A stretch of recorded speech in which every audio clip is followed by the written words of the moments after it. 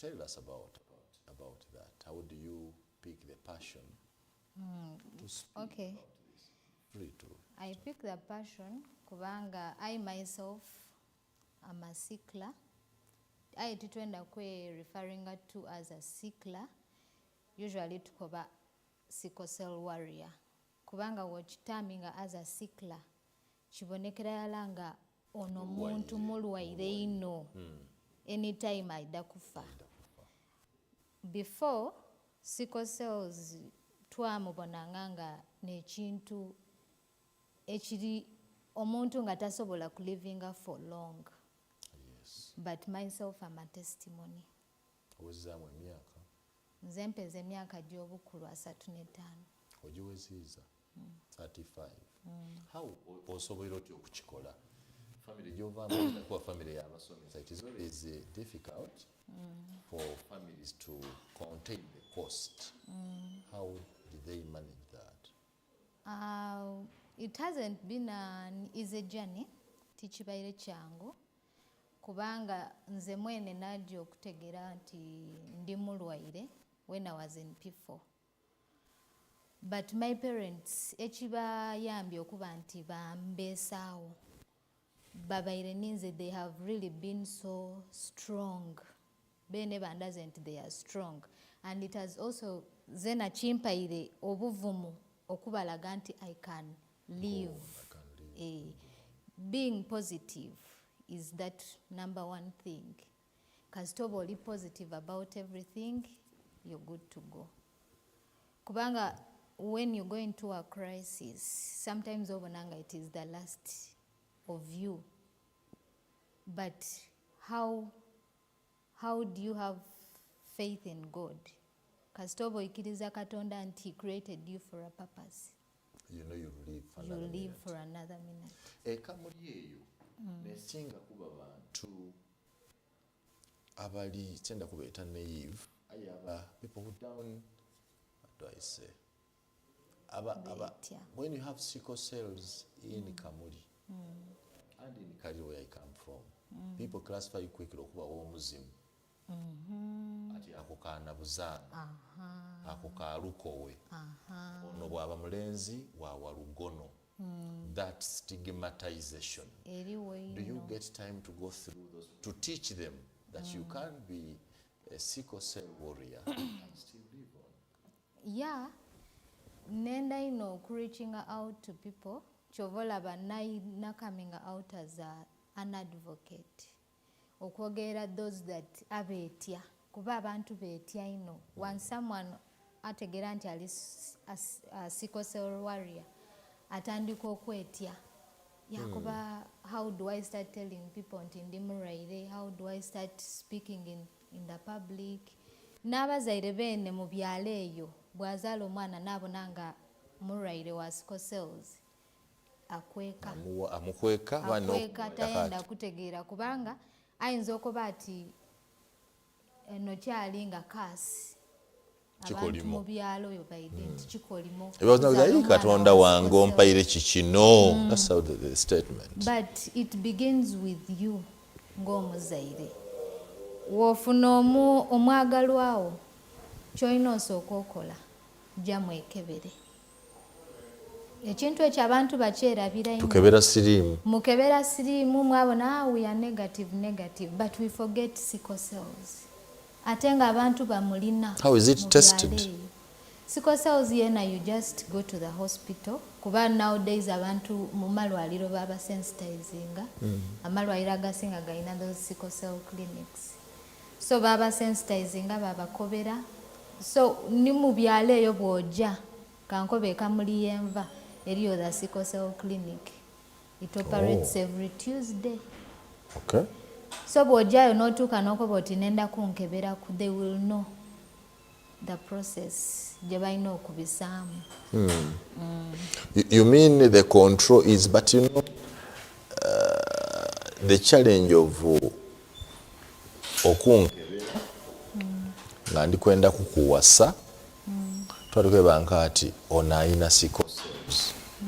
Kiba kitegeeza nti tuteekwa kwawukana, or there is a management mechanism that we can still marry but manage. How is it done? kale we bw'oba oyinza okufumbirwa omuntu kankobe anyone kubanga tosobola ateeba nti ono azira unless you test. Yes. So woba oyinza ofumbirwa omuntu obanga mwenda gayina engoidi bulungi mulwaire wa sickle cells, still niiwe olina okwekebera to be on a safe side. Kuba bw'oteekebera oyinza oba nga toyidi ng'oli carrier nga nze gw'oli kwenda ndi sickle. So bwe tuba nga nze ndi sickle nga iwe oli carrier, abaana bemuzaala bonna baba balwaire ezira survive. Carrier n'akola, what's the difference? You're talking about carrier and sickle. Carrier n'omuntu nga mwene ombona nga alina omutalwala aye ng'asobola okusiiga. Okay. Then sickle. Oyo carrier. Sickle. Mwene aba mulwaire. Ng'obulwaire bwamala. Nga mwene kuva buto. Eraga nti yali naye. Kuva buto nga ali naye. So when marrying a carrier and a sickle, that is not good. Aye, sometimes abantu baba blinded by love. Yakobanze ndikwendo no bichi and gondi. So if I am not a carrier, you're telling me that bwembanga tiri carrier, I can marry a sickle and then our children will be fine. Ngatoli carrier nga you are safe. Carrier. They say, oh, you are not a carrier. I'm not a sickle, I'm not a carrier. But you, my wife, you were a sickle. And we marry. Are the children protected? The children are protected. Kuba bemuzala baba ba carriers. Kuba bofunye sickle. Baba ba carriers. Baba carriers. And they can live live a normal life, very healthy. But that means that when they reach their time of marrying, they also have to test. By not testing their partners, babanga they are also safe. Kubanga generation eiraku tulikwenda tubone nti that generation bona bali safe. Titwenda kairi bazale bana abali otinife. Eyo generation twende phasing out. You do this on your own costs? On my own costs. Oza kitongole kikutamu sente okikola mwene ng'omuntu. Kikola ng'omuntu kubanga njolingira baganda bange mu byalo eyo nga really bali bubi. At least nze wentuuse I'm okay and I bless the Lord for that. Era nze ntambulira ino kukaniriri ak'omu Bayibuli aka Jeremiah ensula ndala luniryo olwokutaano akakoba ati before you were born I knew you. So akantu ako kankoleire ino. That's true. Wenali omuto nga I keep asking my mom nga mubuuza mama kulwaki nze ndwala buli kiseera nga tuba mu eddwaliro omusaayi biki nga ndwala all the time every month nga ndwala emirundi oti ebiri baba baliko ntaaku musaayi. But when I outgrew it ninze mwene natandika okweyenda, I stood out nakoba I have to speak for those that cannot speak for themselves. So this, as you grow,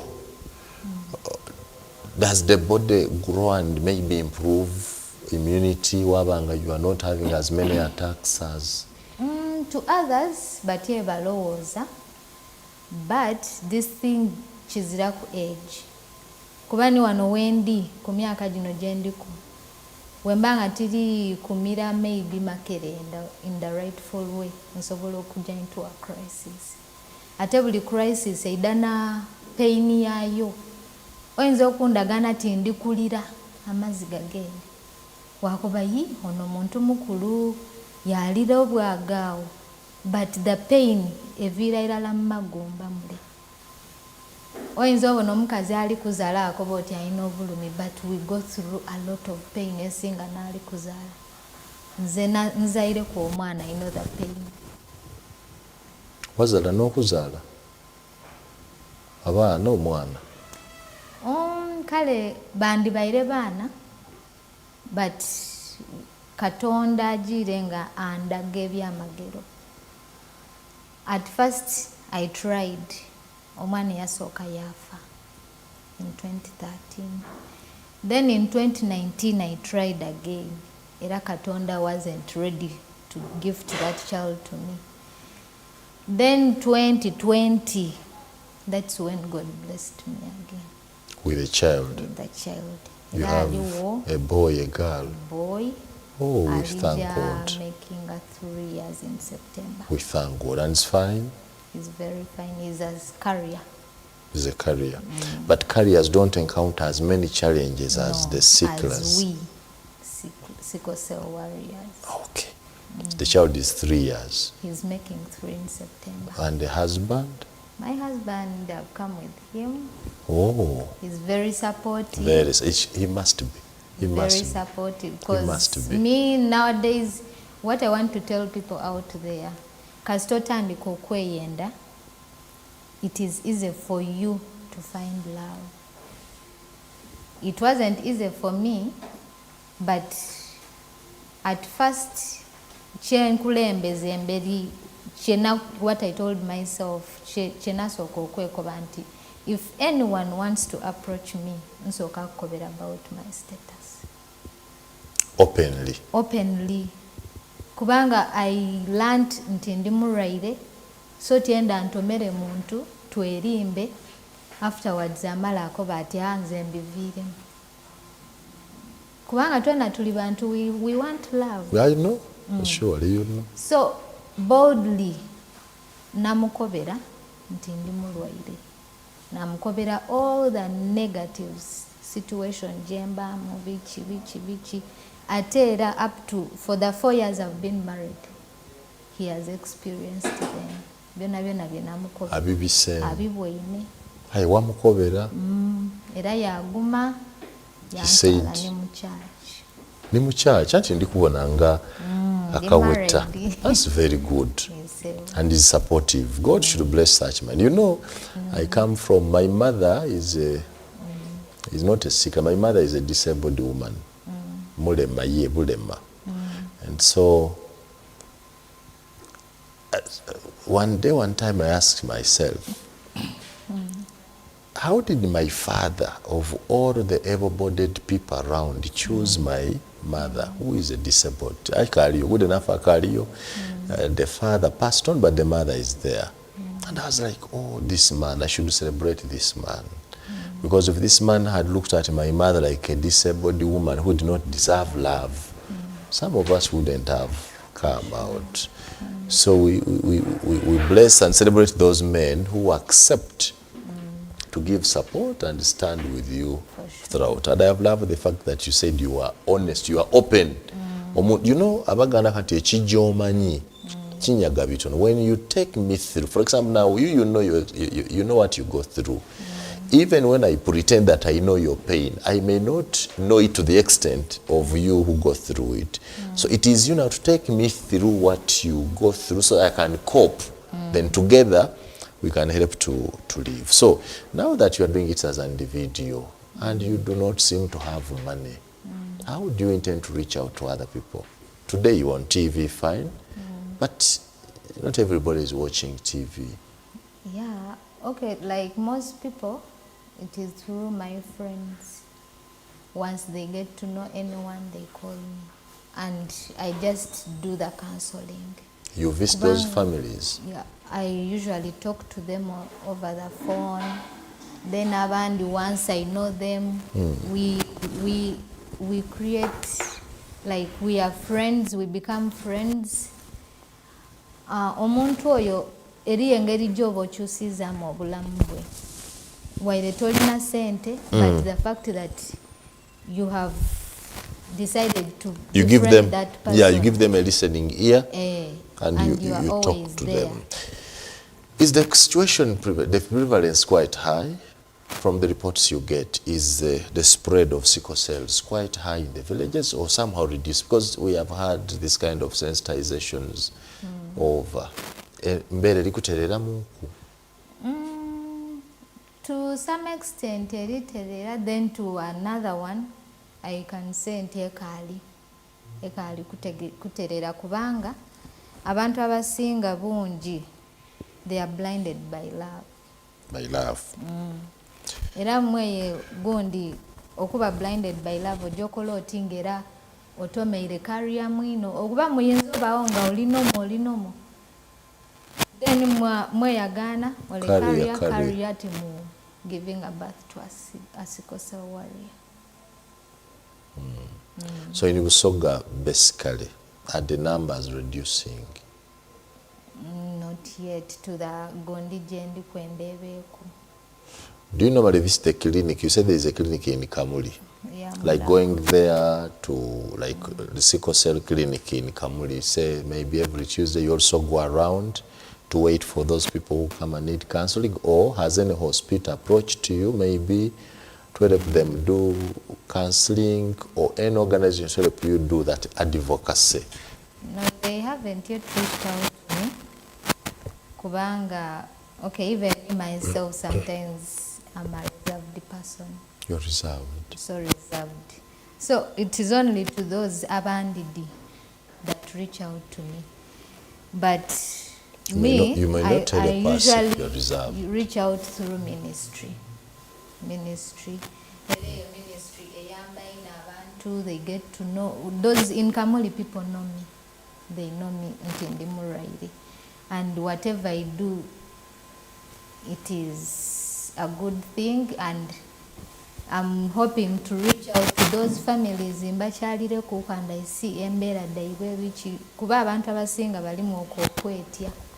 Oyinza okubawo nga abajja ku clinic n'abatono nga ate abali mu byalo eyo n'abangi. You have not thought of making it as an organization, say an advocacy organization, maybe with the support from your husband and yourself, to start, because you need support. You cannot keep doing this on your own. It's a bit costly. Today is the World Sickle Cell Day. There are many people who need this information out there, but you cannot reach them. I would advise that you put up some organization, because when you do, you get even other people who get courage and support you around. But when you say you are reserved, how do you be reserved and then do advocacy? Imagine, you must speak out. Yeah.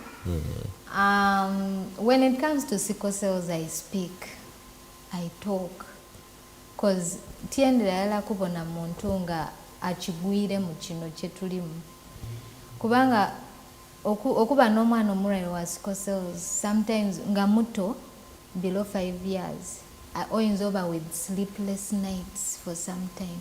So once I find many people abali intending maybe to get married, to do what, I always advise them, please go and this. Test. You have siblings?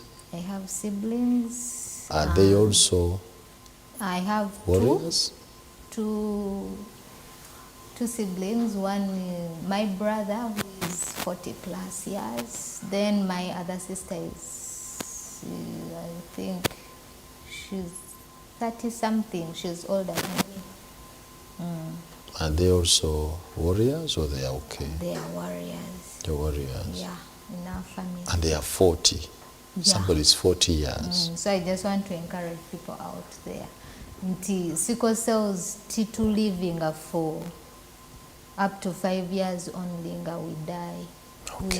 What are those common precautions other than testing, which is preventive?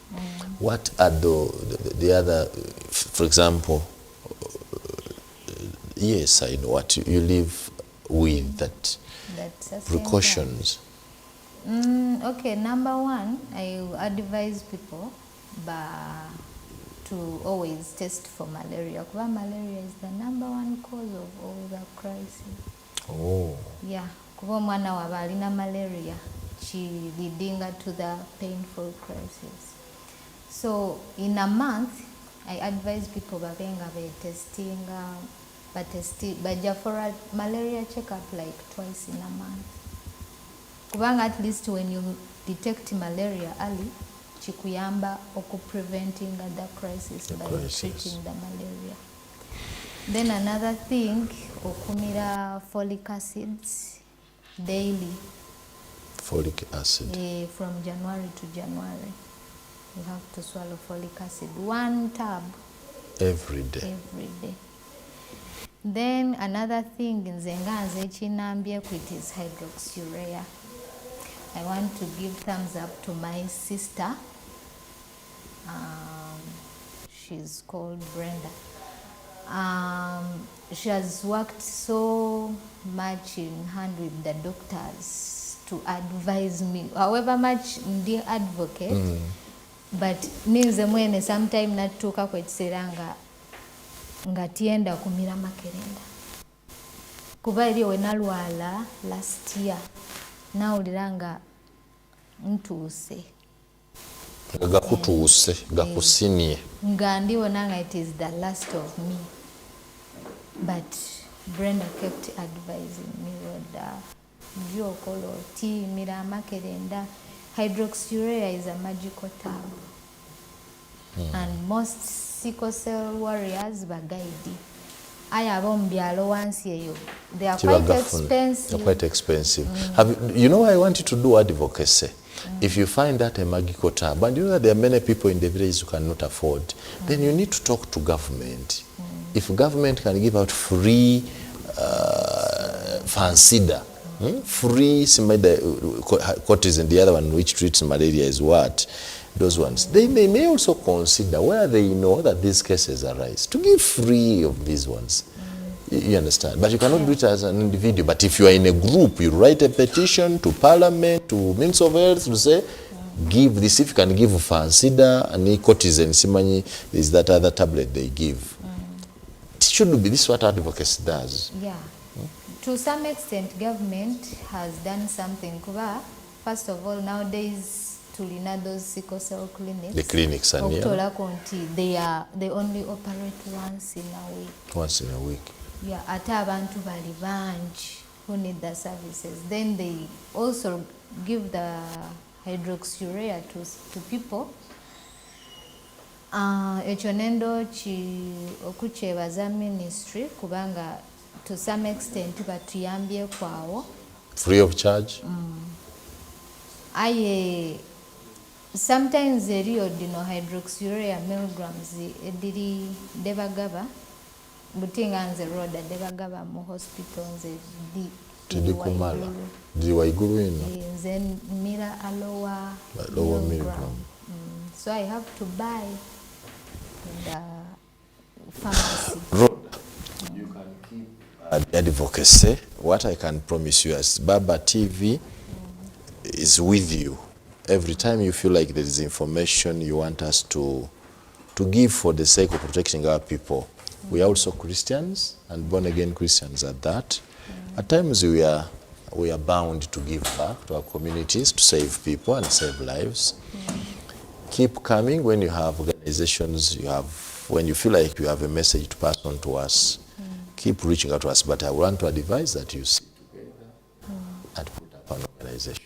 It will be the easiest way to do it, to advocate for that, for us to understand. Doing it alone, even the transport costs you. There are people who want you to reach them. You can't reach them because of the transport costs. Say they would have loved that you reach them out to them. It does not take much. You sit down with your husband because you said he's very supportive. You put this up. It would be a lot of advocacy group. Can your last words? My last words, I just want to advise people who are intending to marry, please, please, please, as you go for the HIV test, please don't forget the sickle cell test. I want to call upon those that can support the sickle cell effort. Yeah, please give us a hand, and we see that we put a 0% to this anemia, because it is not a disease, by the way. It is just deficiency. Yeah. What's your how can somebody contact you? They can reach me on my phone. Can read that number. It is 0703 95 20 76. Say it again. 0703 95 20 76. Bakagwa esimu eyo nga bwe This, if you missed this show, the show is recorded. It continues to on our live streams. It will also be there on our Facebook and all our platforms. You can listen and watch at a later hour. Simply get there and look at today's Ganga Muka show. You always find that contact. It remains there. You will get this the information. I want to thank you, Rhoda, for one, loving other people. You love yourself and you love other people. There are not many people who say, I have suffered, I don't want other people to suffer. It takes a Christian like you and me to take this effort, especially when you have no sponsor, you have no money, you have no what, and you say, let me take it upon myself to protect others, to advise others. The rewards are only in heaven. Have a wonderful morning. Thank you. Bakagwa Ganga Muka continues. Akatale next. Thank you.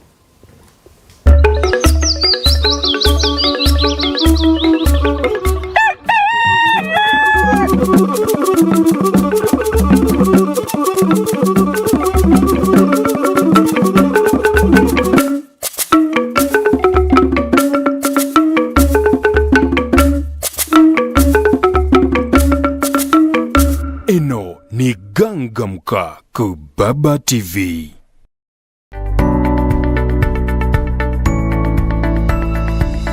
Eno ni Baba TV, obusoga bulaire.